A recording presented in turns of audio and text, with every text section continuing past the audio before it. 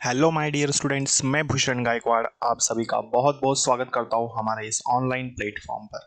तो दोस्तों, आज की क्लास में हम पढ़ने वाले हैं सेंटेंस इंप्रूवमेंट, और सेंटेंस इंप्रूवमेंट में हम बहुत ही बेहतरीन क्वेश्चंस को आज हम सॉल्व करने वाले हैं। चलिए तो शुरू करते हैं। ये एक ऐसा टॉपिक है जहां पर अधिकतर विद्यार्थियों को कंफ्यूजन रहता है, और इतना कंफ्यूजन रहता है कि हम सॉल्व ही नहीं कर पाते हैं। ठीक है, तो एग्जाम पॉइंट ऑफ व्यू से ये टॉपिक हमारे लिए बहुत ही ज़्यादा अहमियत रखता है।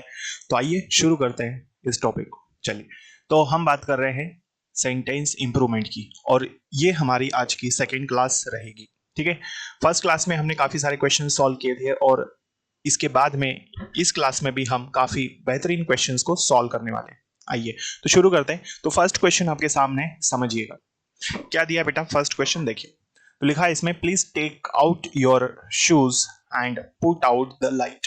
तो इसमें हमें इंप्रूवमेंट किस जगह पर करना है देखें।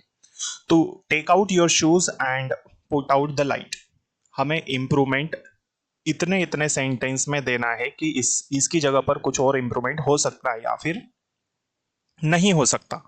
तो पहला ऑप्शन दिया है हमें, take out your shoes and switch off the light. Second दिया है, take out your shoes and put on the light, put off your shoes and switch off the light, या फिर take off your shoes and put out the light. ठीक है, और last में दिया है नो इंप्रूवमेंट। अब इन पांचों ऑप्शंस में से कोई एक ऑप्शन आपको बताना है जो इसका सही आंसर होगा। तो आइए देखते हैं हम लोग क्या है इसमें। देखिए, तो यहाँ टेकआउट को यदि हम देखें तो ये हमारे फ्रेजल वर्ब नजर आ रहा है ना। ये भी फ्रेजल वर्ब है, पुट आउट। तो हम बोल सकते हैं भाई ये जो वाला जो क्वेश्चन है ये फ्रेजल वर्ब पर बेस्ड है। किस पर बेस्ड है? फ्रेजल वर्ब, है ना। तो देखिए सही इसका क्या हो जाएगा, take off your shoes and put out the light. Right answer इसका क्या हो जाएगा, take off your shoes and put out the light.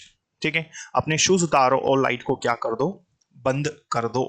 इसलिए यहां पर क्या जाएगा, टेक ऑफ और पुट आउट। क्लियर है। तो ये फ्रेजल वर्ब पर बेस्ड क्वेश्चन था। तो एग्जाम में भी बेटा इसी तरह से क्वेश्चंस हमें देखने को मिलते हैं। तो हमारी तैयारी बेहतरीन लेवल की होनी चाहिए, तभी जाके हम एक अच्छा स्कोर कर सकते हैं। ठीक है, चलिए तो शुरू करते हैं हम लोग। देखिए नेक्स्ट क्वेश्चन को सॉल्व करना स्टार्ट करते हैं। देखिए नेक्स्ट क्वेश्चन है कि भाई, the servant is cleaning house since 8 o'clock in the morning, but my mother is not satisfied with her work. है ना। तो जो सर्वेंट है वो क्या है, सुबह 8 बजे से घर को साफ कर रहा है ना। लेकिन मेरी माता जी जो है, मेरी मम्मी जो है, मेरी मदर जो है, वो उसके काम से संतुष्ट नहीं है। क्लियर। तो इस तरह से ये हमें क्वेश्चन दिया है और इसे हमें सॉल्व करना है। चलिए तो देखिएगा, यहाँ चार चार ऑप्शंस नजर आ रहे हैं हमें कि भाई फर्स्ट ऑप्शन है शुड बी क्लीनिंग, सेकंड है हैज क्लीन्ड, और थर्ड जो है वो है हैज बीन क्लीनिंग, और लास्ट है नो इंप्रूवमेंट। यदि हम इस क्वेश्चन को समझे और इसमें हमें इंप्रूवमेंट कहां पर करने को लिए बोला है, देखें ये जो आप देख रहे हैं इज क्लीनिंग, इस जगह पर हमें इंप्रूवमेंट देखना है कि क्या कुछ हो सकता है या फिर नहीं। फर्स्ट ऑप्शन दिया है शुड बी, फिर क्लीनिंग, हैज क्लीन्ड, और थर्ड दिया है हैज बीन क्लीनिंग। तो सर्वेंट सुबह 8 बजे से घर को साफ कर रहा है या घर की सफाई कर रही है। ठीक है, क्योंकि शी की बात हो रही है यहां पर, है ना। तो सुबह 8 बजे से साफ कर रही है। तो ये जो एक्शन है बेटा ये अभी भी कंटिन्यू है। तो हम बोल सकते हैं इसमें कौन सा टेंस आएगा, तो यहां प्रेजेंट परफेक्ट कंटिन्यूअस टेंस होना चाहिए। कौन सा? Present perfect. क्लियर है। लेकिन अभी हमें किस में दिया है, ये प्रेजेंट कंटिन्यूअस में दिया है।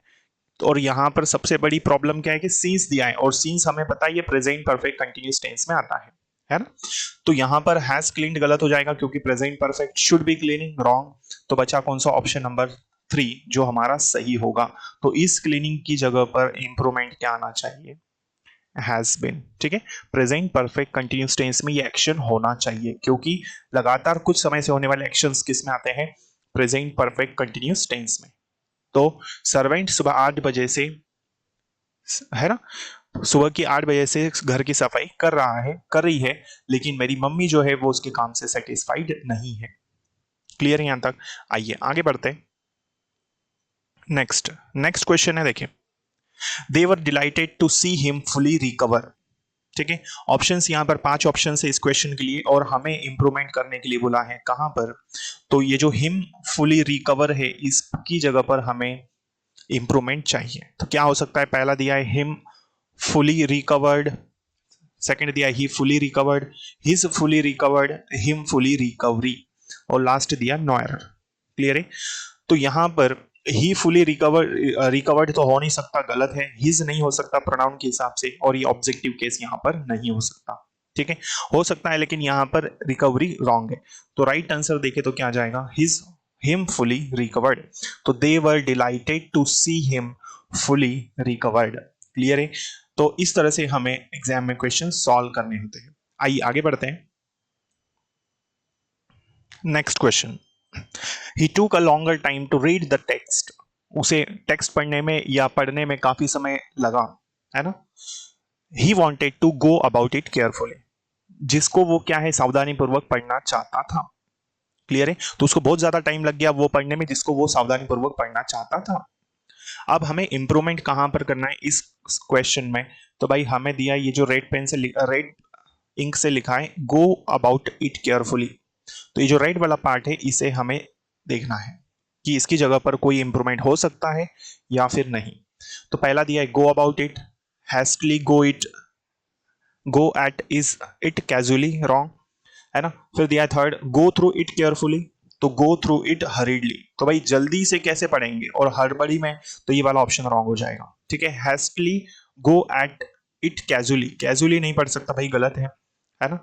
तो क्या है गो अबाउट इट, रॉन्ग। तो हम क्या बोलते हैं भाई गो थ्रू इट केयरफुली, है ना। आपने सुना होगा कई बात कि भाई आप पैसेज पढ़ रहे हो तो you need to go through it carefully. Clear. तो गो थ्रू इट केयरफुली यहां पर इंप्रूवमेंट होगा, ये हमारा सही होगा। ठीक है, तो उसको लंबा समय लगा टेक्स्ट को पढ़ने में जिसे वो ध्यानपूर्वक पढ़ना चाहता था। ठीक है, तो गो थ्रू इट केयरफुली यहां पर हमारा राइट आंसर होगा। आई होप ये क्वेश्चन आपको क्लियर हो चुका होगा। ठीक है, आइए नेक्स्ट क्वेश्चन है हमारे सामने, देखिए cattles are grazing in the meadow, है ना। कैटल्स आर दिया है, यहां पर इंप्रूवमेंट किस जगह पर चाहिए, तो भाई यहां पर हमें इंप्रूवमेंट चाहिए कैटल्स आर की जगह। ठीक है, तो कैटल्स आर यदि हम देखें तो कैटल्स होता है क्या कभी, है ना। कैटल्स हो सकता है क्या, नहीं, है ना। तो यहां पर कैटल्स, द कैटल्स आर, है ना, पहला दिया है, सेकंड दिया है द कैटल्स इज, फिर द कैटल आर। ठीक है, और लास्ट दिया है नो इंप्रूवमेंट। तो कैटल्स आर की जगह इंप्रूवमेंट चाहिए, तो राइट आंसर हमारा क्या हो जाएगा, द कैटल आर। दिखने में नाउन कैसा है, सिंगुलर है, लेकिन हेल्पिंग वर्ब कैसी लगती है इसके साथ, प्लूरल। तो ये जो क्वेश्चन है ये नाउन पर बेस्ड है। क्लियर है। चलो, तो इस क्वेश्चन को भी हमने समझ लिया। ठीक है, आइए आगे बढ़ते हैं। देखिए नेक्स्ट क्वेश्चन है, they would have been appreciated your efforts if you had informed them. तो उन्होंने तुम्हारे एफर्ट्स को अप्रिशिएट किया होता यदि तुमने उन्हें सूचित कर दिया होता या तुमने उन्हें सूचना दे दी होती। क्लियर है।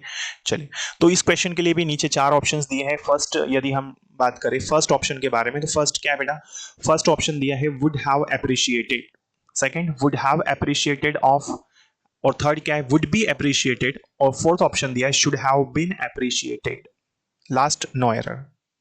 क्लियर है। चलिए, तो बताइएगा इसमें क्या है। ठीक है, चलो, तो भाई यहां तक चीजें समझ में आ गई। तो इस क्वेश्चन को हमें सॉल्व करना है, तो जल्दी से आपको इसका आंसर फाइंड करना है, अपने माइंड में सोचिए। ठीक है, दोस्तों यदि आपको क्लास अच्छी लगी हो तो इसे लाइक कर दीजिए और शेयर जरूर कीजिएगा जो भी स्टूडेंट्स एग्जाम के लिए प्रिपरेशन कर रहे हैं उनसे। ठीक है, तो ज्यादा से ज्यादा लोगों तक इसे जरूर पहुंचाएं आप लोग, ये आपका काम है, और मैं बकायदा आपके लिए सारी क्लासेस लेकर आऊंगा। ठीक है, ताकि आपकी तैयारी बेहतरीन हो सके। तो इस चैनल पर आपकी तैयारी बहुत ही शानदार होने वाली है, बने रहिएगा लगातार हमारे साथ में। ठीक है, आपका यदि कोई क्वेश्चन हो तो आप मुझे कमेंट सेक्शन में बता सकते हैं, पूछ सकते हैं। बकायदा मैं कोशिश करूंगा आपके क्वेश्चन का जवाब देने की, या फिर आप कोई नया टॉपिक मुझसे पढ़ना चाहते हैं तो वो भी आप मुझे कमेंट सेक्शन में बता सकते हैं। चलिए, तो क्वेश्चन दिया है हमें, इंप्रूवमेंट कहां पर देना है, वुड हैव बीन अप्रिशिएटेड, इस जगह पर हमें इंप्रूवमेंट बताना है। तो उन्होंने तुम्हारे प्रयत्नों को, है ना, तुमने जो कोशिश की है उसको क्या किया होता, अप्रिशिएट किया होता, मतलब तारीफ की होती यदि तुमने उन्हें बता दिया होता। ठीक। तो वुड हैव बीन, अभी ये सेंटेंस जो है ये हमारा भैया, पहली बात यदि हम देखें तो ये कंडीशनल सेंटेंस है। क्या है? कंडीशनल सेंटेंस है। तो कंडीशनल सेंटेंस में ये वाला जो फर्स्ट पार्ट है ये हमें पैसिव में दिया है, लेकिन अभी इसको पैसिव में बनाने की कोई भी जरूरत नहीं है। ठीक। तो यहां पर हम वह कहेंगे कि राइट जो है वुड हैव बीन एप्रिशिएटेड नहीं आएगा, वुड हैव एप्रिशिएटेड आएगा। ठीक है। तो ये पैसिव में नहीं होना चाहिए, ये एक्टिव में होना चाहिए। ठीक है। तो एक्टिव में आएगा तो यहां पर वुड हैव एप्रिशिएटेड होना चाहिए। क्लियर यहां तक? आई होप ये सारी चीजें आप समझ चुके होंगे। तो बेटा इसी तरह से एग्जाम में भी हमें क्वेश्चंस देखने को मिलते हैं। ठीक है। तो इसके बाद में हम और भी काफी सारे क्वेश्चन सॉल्व करेंगे आने वाली क्लासेस में। ठीक है। तब तक के लिए जय हिंद, जय भारत। यदि आपको क्लास अच्छी लगी हो तो आप मुझे कमेंट सेक्शन में बता सकते हैं। ठीक है। चलिए, साथ ही साथ यदि आप इस चैनल पर पहली बार आए हैं तो इसे सब्सक्राइब जरूर कर लीजिए ताकि आने वाली क्लासेस के नोटिफिकेशंस आपको मिल सके। ठीक है। और इस चैनल को आप जरूर शेयर करें अपने साथियों से, अपने दोस्तों से, साथ ही साथ जो भी स्टूडेंट्स एग्जाम के लिए तैयारी कर रहे हैं उनसे आप जरूर शेयर करें। ठीक है। Thank you so much. जय हिंद, जय भारत।